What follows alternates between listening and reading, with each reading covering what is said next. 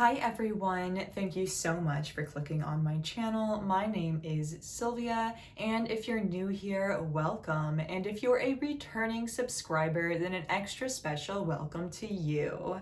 Last video, I covered the case of Lauren Smith Fields, which is a recent case that is currently ongoing, and I am back with another recent case, and this one was a story out of Los Angeles that I saw last month, and I don't know, I just kept thinking about it, and I felt like I needed to cover it because I wasn't seeing it get that much coverage. This story is about two girls that were dumped outside separate LA hospitals, and one was dead and the other had to be put on life support and was later declared dead. And this week, I'm talking about the mysterious deaths of Hilda Marcela Cabrales-Arzola and Christy Giles. But before I get into it, go ahead and hit that red subscribe button down below if you haven't already, because it really helps me and my channel out, and it just takes a few seconds, and I would greatly appreciate it. So without further ado, let's go ahead and get into this case. Christy Giles was a 24-year-old model who had signed with Wilhelmina Modeling Agency at the age of 14. She had actually traveled to all these different cities and countries to do her modeling, so she was pretty successful. She was living in LA with her husband, John Cilliers, and he describes their romance as a fairy tale from the start and that being together was just easy. He also described Christy as somebody who was very street smart and just like a complete firecracker to be around. Hilda Marcela Cabrales-Arzola had only lived in Los Angeles for 6 months and was 26 at the time of her death. She was a Mexican native who had graduated with a degree in architecture before moving to America. She had a job as a project manager. I'm not sure if this was within like an architecture company or if it was like with a fashion brand, because that might be how she knew Chrissy. I'm not sure how they met. And also regarding Hilda, her family in interviews refer to her as Hilda, but it seems like her friends called her Marcella. So I'm just gonna call her Hilda for the rest of the video. Now, our story truly starts on November 13th when these two young women decided to go out for the night. A third friend accompanied them, but that friend has remained anonymous. I'll also be referencing a friend named Eddie who was out that night, but he did not accompany them, and because we know Eddie's name, I don't think that he is this anonymous friend. Their night starts at the Soho House in downtown LA, and then later they go to a warehouse party. Now, I'm a loser, so I don't really know what a warehouse party is. I'm assuming they have it in an empty warehouse. So I'm not really sure like what the permit situation is, but in these photos, you can see that a bunch of people are drinking in a warehouse. And they are pictured partying and having fun. They look like any standard clubbing photos. You can see them, they're all dressed up, they're smiling, and it does appear that they've been drinking. Hilda appears in a photo with a man named David Pierce, and unfortunately, this average-looking club photo signals the approaching deaths of both of these women. David Pierce was a total creep. He had 4 other SA-related allegations, but these girls did not know that. And they eventually go to an after party at David's house with David and 2 other men. This after party was at 8641 West Olympic Boulevard in Hollywood Hills, Los Angeles. Christy's phone pinged there at 1:30 a.m. Why did they go to this party? That is a big question that I have about this case. My assumption is that they were tricked in some way. So I'm not sure if this was related to the real after party that happened after the warehouse party because their friend Eddie was at an actual after party, or if they agreed to go back to David's house under the assumption that a lot of people would be there and they could just continue their night. Because I think many women would agree with me that occasionally as a woman, you are invited to a house party and you show up and it's 4 dudes playing video games and you're like, what the hell, this is not a party, I'm leaving. But at 1:30, it's for sure that they arrived or at least they were at David's house, because that's when Christy's phone pings there. That brings us to 5:30 p.m. on November 14th, when Christy's dead body is dumped on the sidewalk outside Southern California Hospital. And just 2 hours later, Hilda is dropped off at the Kaiser Permanente West Los Angeles Hospital. Christy was declared dead on arrival, but Hilda was brain dead. They were dropped off by the same car, a black Toyota Prius that had the plates removed so that it could not be identified. Security camera footage shows that 3 men were driving these cars wearing masks to conceal their identities. Christy was dead, but Hilda was barely alive. The doctors declare that there is very little chance that Hilda will ever wake up. Her family has to fly in from Mexico to say their goodbyes to her, and her parents say that they played her favorite song while they unplugged her life support machine just 1 day before her 27th birthday.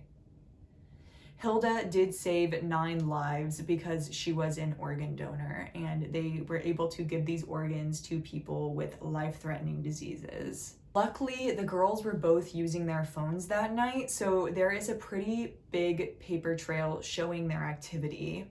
Like I said, at 1:30 in the morning, Christy's phone pings showing that she is at David's house. They are in David's apartment at this point, and at 4:30 a.m., Hilda texts Christy, "I'm in the kitchen, let's do a line." This is a reference to drugs. I'm assuming that they were doing a little bit of nose candy, if you catch my drift, because it was 4:30 a.m. That is probably why they were doing that. It was 4:30 a.m. I think they wanted to stay up longer, and that's why they did that. And then an hour later, at 5:30 in the morning, Christy sends an unsettling text message to Hilda. She texts her, "Let's go," with the shocked emoji face. And then Hilda responds immediately with, "Yes, I'll call an Uber." And then she texted her right after that saying 10 minutes away, indicating that she had called the Uber and that it was on the way. Now, I don't think that the fact that they were texting each other means that they were in opposite areas of the house. I think that this was one of those situations where you're sitting with a group of people and you want to say something to your friend that you don't want them to hear. So then they just texted instead. It was kind of like whispering, you know? These text messages indicate that both women wanted to leave that house and that they had plans to. So I really want to know what spurned these text messages, because Christy saying "let's go" with "ooh" indicates that things were going downhill, they were creeped out. And I'm wondering if they were just getting a creepy vibe from these dudes, or if something happened, a sudden event, and they were "eek, let's go." So I'm not really sure. The Uber driver said he arrived and sat outside the house, but nobody ever came out, so he left. Just a few minutes after Hilda says that the Uber is on the way, their other friend texts Christy asking where she is, and he was at the real after party. So that goes with my theory that David was "oh yeah, let's go to the after party," and then ended up driving them to his house. There's no more digital footprint of these women until they were both dropped off at the hospital. So it seems like their phones were either taken away or they were incapacitated. So something happened in that short time frame, just 10 minutes, where something, that the horrible evilness of the night started. The full autopsy reports have not been released, but the police did release that the toxicology report found that both women had heroin in their systems.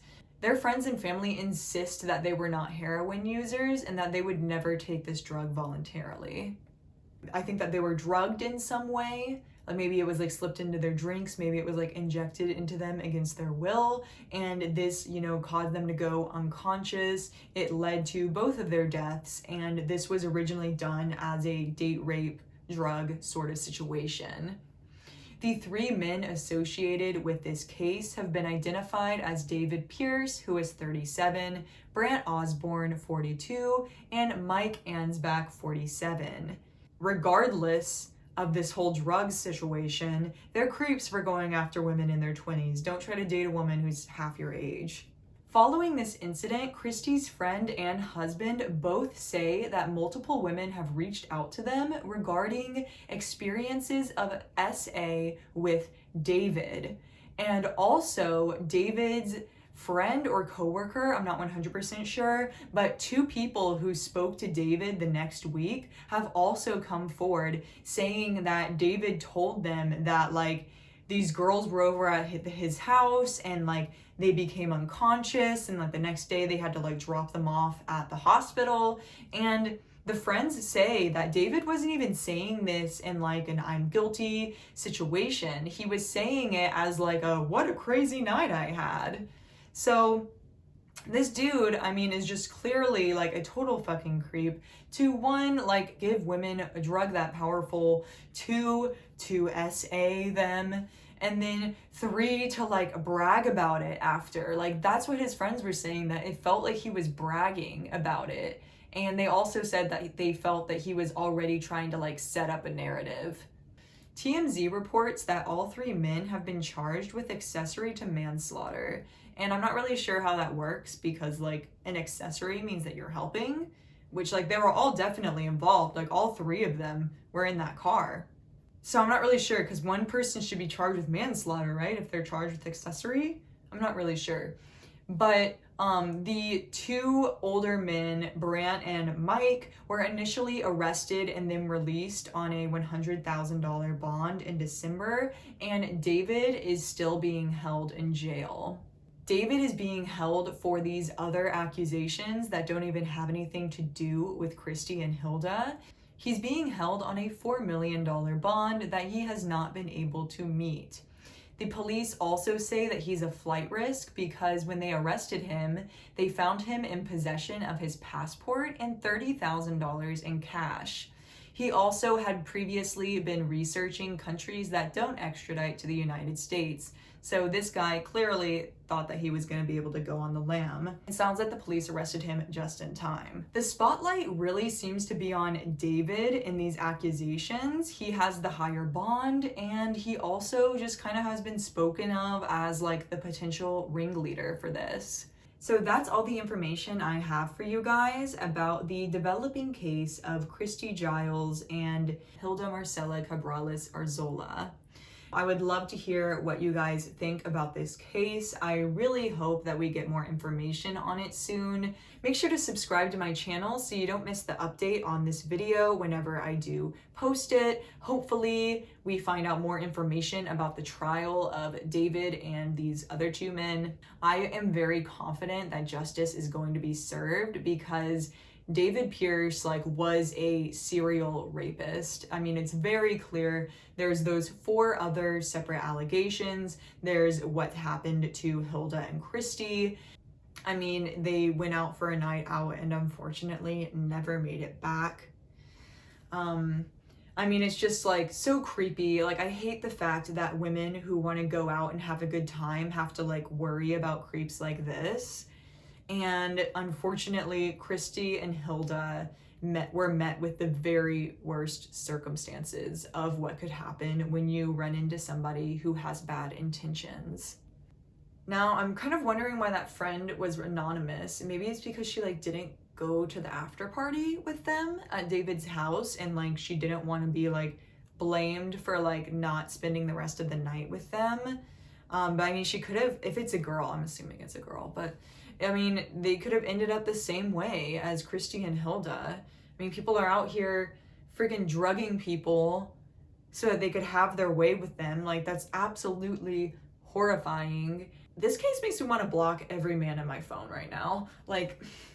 I'm just so over it. Let women have fun.